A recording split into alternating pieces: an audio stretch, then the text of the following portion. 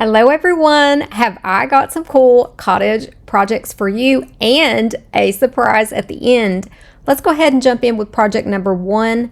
I had this beautiful Victorian from it's got like some 1902, but I also saw some 1800s written dates in here.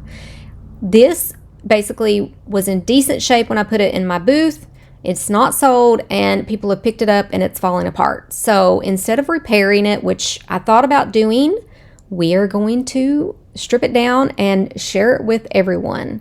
So I'm just taking the front cover off, and I have done this before. Here I'm just showing you the date. Now I've done this before with the front cover, and I'm going to go ahead and trim it up because it's such a beautiful piece of art.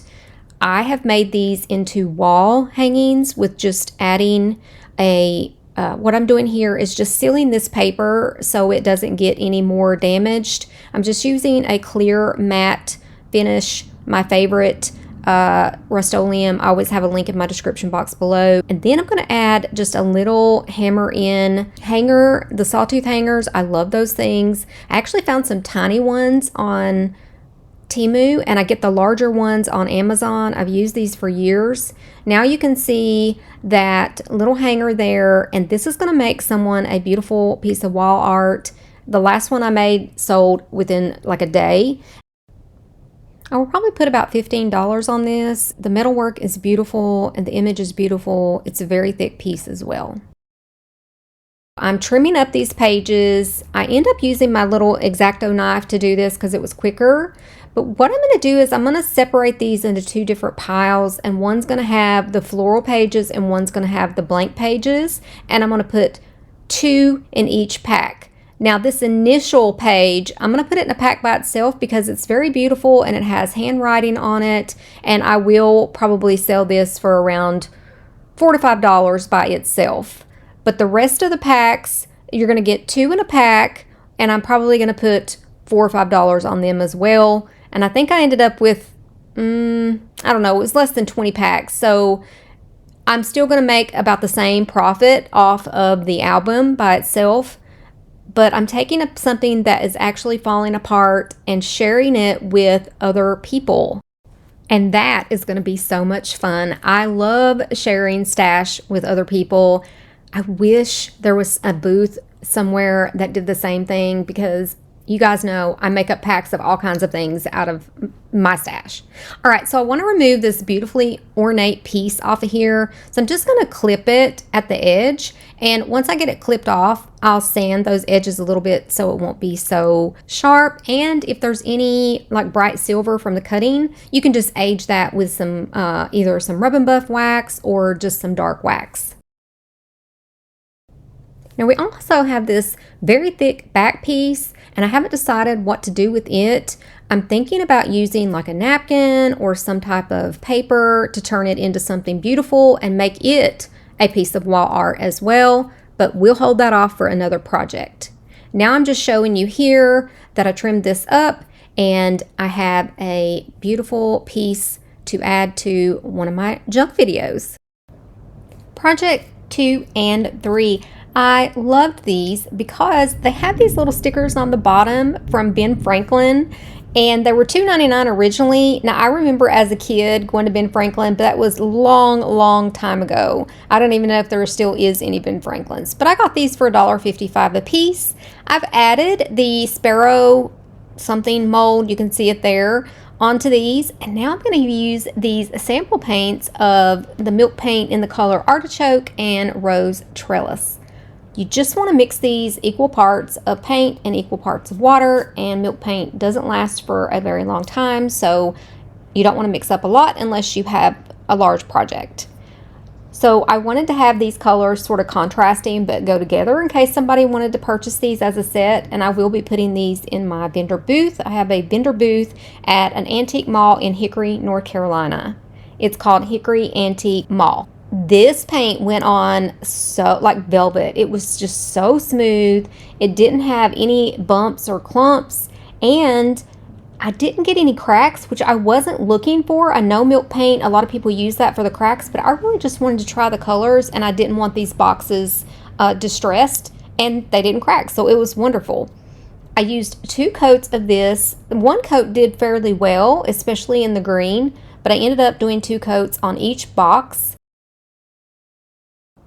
For the insides, I wanted to add contrasting colors, like I said, in case somebody buys both boxes. I started out with this Sage Shadow in Folk Art, but I do switch that up for a dupe that's similar to the Artichoke in the Milk Paint. Here I'm using Sunset Pink from Folk Art. I love this color. I think it looks beautiful with that green. Now my Sage Shadow wasn't dry all the way and I hadn't put 2 coats, but I went ahead and added this Moss color from Folk Art, which it dries pretty similar to the Artichoke. Milk Paint has to be sealed, so I'm just going to use this clear wax. Now I could have used just a clear coat of clear coat. And the reason I'm using this is because I want to put some white wax on these boxes, and I want a barrier. That way, if the white wax gets too much on there, I can wipe some of it back. That clear wax is going to help me do that. Now, I will tell you, I do love the colors of the boxes before I put on the wax, but I also love the color and the way it makes these boxes look after the white wax. You'll have to let me know which one you like best in the comments. I'm just doing the same thing, wiping back some of that white wax, getting it down to the crevices, and I do take my brush and kind of shadow around the lids of these boxes to give them a little bit of a halo look. Let me know what you think about these. If you are enjoying this video, go ahead and give me a thumbs up or a like, comment on the video if you want, and subscribe if you've not already subscribed. Big welcome to all my new subscribers, and thank you for all of the ones that's been here. You know who you are. Project number 4, we're going to start out with this beautiful silver frame. Now, although it is well made and beautiful, I do want to change the color. So I used this 2-in-1 primer. It's a gray color by Paint Couture. And that was sent to me by Aunt Beas Attic. You can get most of these products at her website, and she is an affiliate of mine. Great shipping service. Excellent, excellent. The link is in my description box below. I used this milled lavender from DIY as the paint on here. We're giving this a cottage style like the other projects in this video, so I kind of wanted to keep it toned down. Even though the lavender is very beautiful, I did the same process with the clear wax and now using white wax, wiping that back to see that beautiful floral design. And I loved, again, the color before and the color after. Now, I found this fabric in my scraps that has this embroidered looking flowers on it, and they have this sort of deep lavender color on it. Just hints, like up in the left corner there's a few petals, and down in the bottom it's weaved in with the white flower. I went ahead and took my little heat press and ironed that fabric a little bit, and now I'm taking my large glue stick. Yes, this is going to work perfect. Now you can use Mod Podge, but I'm not sealing this or anything. I just needed it to stick to that background. You could place it in the frame without the glue as well, but I wanted mine to be flat. So I cut the excess off, and the back of this is velvet, so I am using my lint roller to clean all that extra stuff off of it. After putting the white wax on that lavender or milled lavender, I felt like it made it too bright for the fabric, so I went back in and added some dark or antiquing wax, and it fixed the color to match the fabric. Let me know what you all think about this one. Project number 5.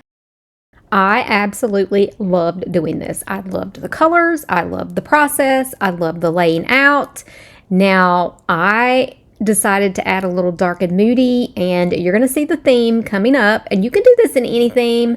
I started with some beautiful colors. Now, it does get dark, but don't worry, these colors are going to be used, and I can't wait.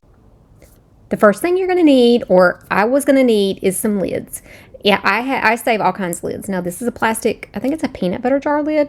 I don't know. I end up mixing 2 different colors of chalk paint in the yellow, and I'm just trying to, you know, if the lid's already yellow, we're just going to paint yellow over it. You know, if it's blue, we're going to paint blue over it. That just makes things a little bit easier. I'm only showing you a few of these. You'll see more once I get them finished. Now for the next step of this, I already had these molds made, and they're made with resin. I'd made them up when I first got this bug mold, and it is an IOD mold, and I am not sure the name of it, but it's the only bug mold they have, or insect mold. So I just found each one that would fit inside of these lenses, these lids, and I used TITEBOND glue and a little bit of hot glue right in the center. Next, I'm going to paint all of the insides, except for the rim of color, black, because we're going to be getting out some beautiful greens and yellow metallic paints, and you'll see those. Now these are all very old. I've had these for a long time. They are the Prima Art Alchemy paints. Most of mine are very thick, as you can see, and I've been trying to add water. I try to add water to them and stir them before I put them back in my drawer, and that's how they last so long. And then you're going to see I also have some Folk Art Metallic. You don't need the Prima paints at all. You can get any metallic paints for this. So I'm going to just start out giving each one of these a solid coat of a metallic green, and then go back in with the darker and lighter colors and shade and give them multiple colors. This was so much fun from beginning to end with all these different colors. It just felt very artistic, and it was so cathartic mixing and looking at these bugs come to life like real bugs, because a lot of your beetles have that beautiful green and blue and yellow shint. Oh gosh, y'all, it's late. I'm sorry. Tints to them, and that's what I did. I just sat here and played with them until I loved how they looked. And once that I got these colors on, I do go back in with a little bit of gold. I don't think I show that on camera. We'll see coming up. Okay, to display our insects, going to use one of these blank things that I get from, like, they're not blank. I painted white over the art in it, and they're like $1.59 or $95 from Hobby Lobby when they have them on clearance. It's actually wall art. I just buy a bunch of them and keep them, and then I use them for projects like this. I'm taking this napkin. It's a 2-ply, so I'm pulling one off. You saw that I had put a heavy-duty coat of Mod Podge on here. Now, I don't show all of that, but I go over the whole piece very thick. Let that dry, and now I'm using my little heat press to lay my napkin down with a piece of nonstick parchment paper to reheat the Mod Podge, and it will stick to the napkin. Once I've gone over it several times, again, you're not going to see all of that on camera, I'm pulling my parchment paper off.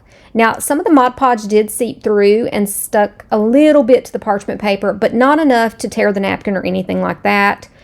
The next thing I'm going to do is I want my edge painted black. This has like a wood grain, which is fine, but because everything else is painted and done over, I'm going to go ahead and paint my edge, the whole outside of the frame and everything, with a good coat of this black chalk paint. Now we are ready to assemble our specimens, and I'm going to use the same process with the glue. I'm going to use TITEBOND glue and just a little bit of hot glue in the center.